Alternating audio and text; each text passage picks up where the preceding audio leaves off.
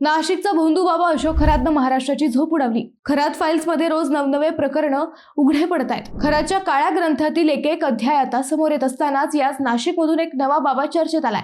या बाबाचं नाव आहे रवींद्र गणपत एरंडे। खरातचा गेम जसा त्याच्याकडे कामाला असलेल्या कर्मचाऱ्याने केला तसाच एरंडेचा गेमही त्याच्याच ऑफिस बॉयने केलाय।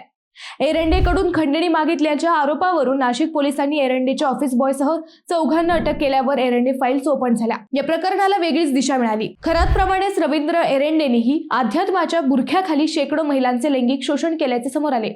एक दोन नाही तर रवींद्र एरंडेचे तब्बल 121 अश्लील व्हिडिओ समोर आलेत। एरंडेच्या टॅब व हार्ड डिस्क मध्ये ते सेव्ह केलेले होते।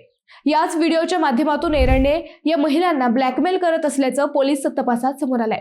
सध्या पोलीस या महिलांची ओळख पटवत असून एरंडेने बलात्कार केलेल्या 8 महिलांचे पोलिसांकडून समुपदेशन सुरू आहे।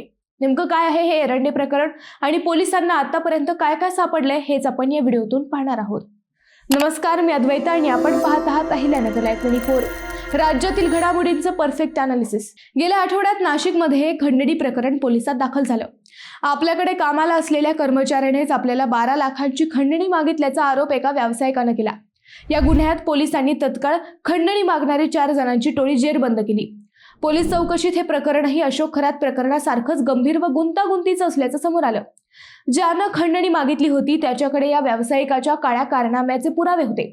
पोलिसांनी या टोळीकडून जप्त केलेल्या DVD मध्ये या व्यावसायिकाचे तब्बल 121 अश्लील व्हिडिओज, फोटो असल्याचे समोर आले। त्यानंतर पोलिसांनी या व्यावसायिकाला ताब्यात घेतलं। या व्यावसायिकाचं नाव होतं रवींद्र एरंडे व त्याचे वय होते 63 वर्षे।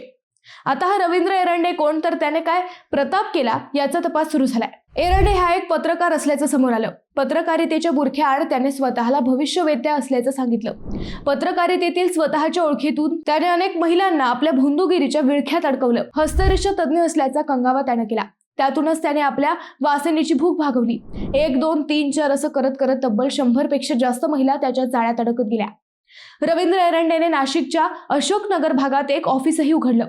अशोक खरात जसा त्याच्या ऑफिसमधल्या टेबलवर लैंगिक चाळे करायचा अगदी तसाच रवींद्र एरंडे ही महिलांना आपल्या ऑफिसमध्ये ब्लॅकमेल करून त्याची लैंगिक भूक भागवायचा। याशिवाय सातपूर परिसरातही त्याने लॉजवर अनेक महिलांना बाटवल्याचे समोर आले। पोलिसांनी खंडणी प्रकरणात त्याच्या कर्मचाऱ्याला अटक केल्यानंतर या कर्मचाऱ्याने रवींद्र एरंडेची कुंडलीच पोलिसांना सांगितली। पोलिसांनी एरंडेला अटक केल्यावर त्याच्याकडे 4 मोबाईल, 2 पेनड्राईव्ह आणि 1 मेमरी कार्ड जप्त करण्यात आले।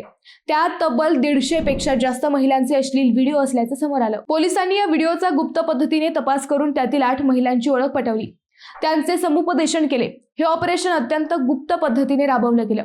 त्यानंतर या सर्व महिलांनी एरंडे विरोधात गुन्हाही दाखल केला। खरात प्रकरणाचे व्हिडिओ जसे व्हायरल झाले तसे या एरंडे प्रकरणातील व्हिडिओही पोलिसांनी अत्यंत गुप्त ठेवले। आपली ओळख पटणार नाही याची खात्री झाल्यावर या महिलांनी एरंडे यांच्यासोबत काय काय करत होता याची सगळी कुंडलीत सांगितली। पोलिसांनी त्याच्या सन्मानयुक्त 14 या कार्यालयाची झडती घेतली। इगतपुरीमधील एका लॉजचीही चौकशी केली। तेथील CCTV फुटेजही मिळवले। पोलिसांनी या एरंडे विरोधात सक्षम पुरावे सध्या गोळा केले आहेत। नाशिकच्या सायबर पोलिसांकडूनही एरंडेची कसून चौकशी सुरू आहे। एरंडेच्या कार्यालयातून पोलिसांनी सापाची कात, पक्ष्यांचे अवयव, कवडी जप्त केली आहेत। त्यामुळे अत्याचारासह अॅट्रॉसिटीच्या गुन्ह्यात अटकेत असलेल्या एरंडेच्या पोलीस कोठडीत नाशिक सत्र न्यायालयाने 4 दिवसांची वाढ केली आहे। त्यामुळे तपासात आणखी बाबी उघड होण्याची शक्यता व्यक्त केली जात आहे। एरंडेकडील टॅब, हार्ड डिस्क मध्ये 121 अश्लील व्हिडिओ आहेत। याच व्हिडिओद्वारे त्यांनी पीडित महिलांना ब्लॅकमेल केल्याचा संशय आहे। एरंडेच्या ऑफिस बॉयने हार्ड डिस्क व टॅब चोरून मित्राच्या मदतीने एरंडेला खंडणीसाठी ब्लॅकमेल केले आणि हे प्रकरण उजेडात आले। खरात व आता एरंडे यांच्यासारखे कथित बाबा का तयार होतात हा प्रश्न आता प्रत्येकाने स्वतःला विचारायला हवा। मित्रांनो, तुम्हाला हा विषय कसा वाटला हे आम्हाला कमेंट करून नक्की कळवा। शिवाय व्हिडिओ आवडला असेल तर चॅनलला सबस्क्राईब करून व्हिडिओला लाईक करायला विसरू नका। पुन्हा भेटू नव्या विषयावर, तोपर्यंत धन्यवाद।